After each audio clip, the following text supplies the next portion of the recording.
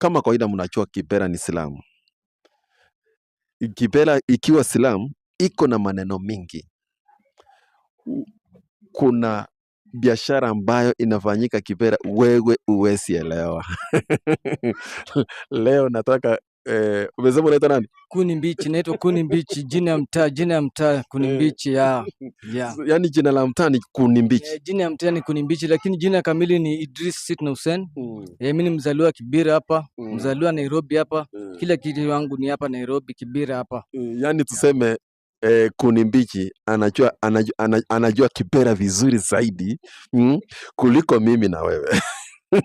Si ndio? Mimi najua Kibera ndani na si tafadhali. Yaani hizi machomu zote unazifahamu kabisa. Na mimi nazimanya zote na si chocha. Okay, Kuni Mbichi.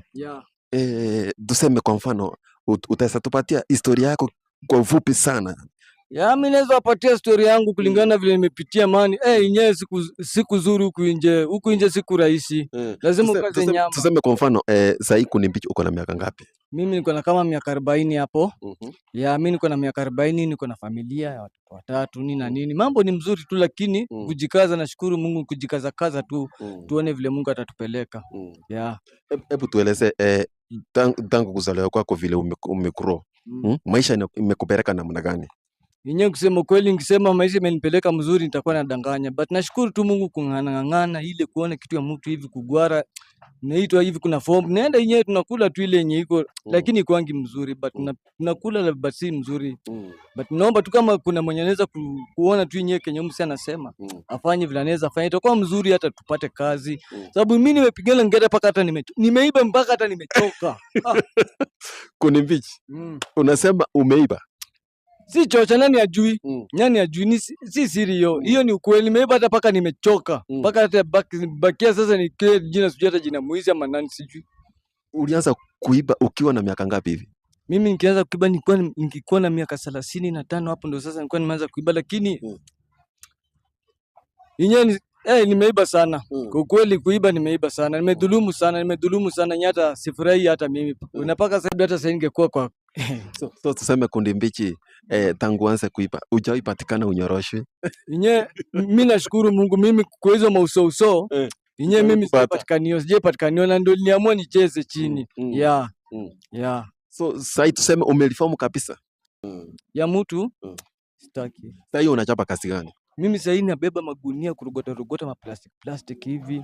Hiyo ndio kenye inanisaidia mimi na mtoto wangu na watoto wangu, familia yangu. Kuni Mbichi uko na mtoto?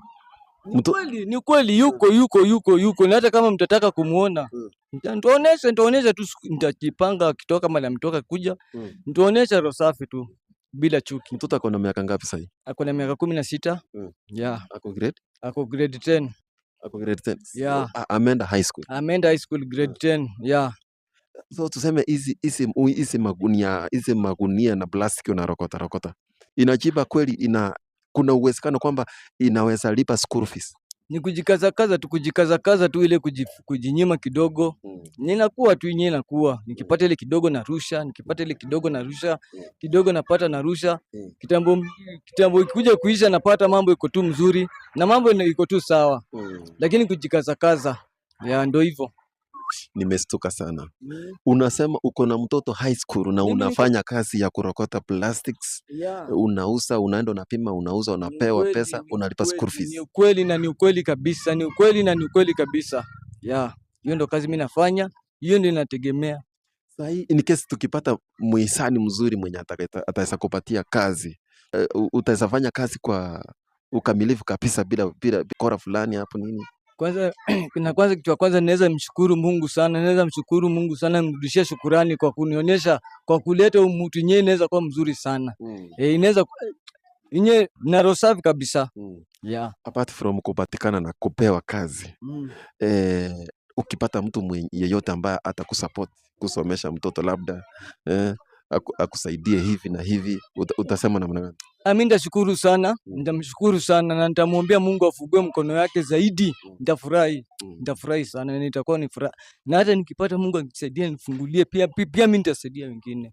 Si mdomo, ni ukweli. Ni ukweli, usiangalie sura, angalia roho. So tukisema Mungu akifungulia milango vizuri, na wewe utasaidia wengine. Ndio hivyo. Ni hivyo. Na ni hivyo. Nimeshukuru sana Asante Kuni sana. Mbichi. Asante. Huyu Kuni Mbichi umesikia story yake. Story zake ni tamu kweli kweli. Na ziko na taabu mingi. Akikuelezea, mimi hajanielezea kwa upana, lakini nyinyi amewaelezea, mumesikiza vizuri. Nawaomba watazamaji wangu, yeyote ambaye ako na uwezo wa kusaidia Kuni Mbichi amsaidie. Utaweza tuma pesa umsaidie yeye. Utaweza umtafutie kazi umsaidie. That one is part of your blessings, your support is appreciated. Utaweza wapatia namba yako? Mimi naweza wapatia namba yangu.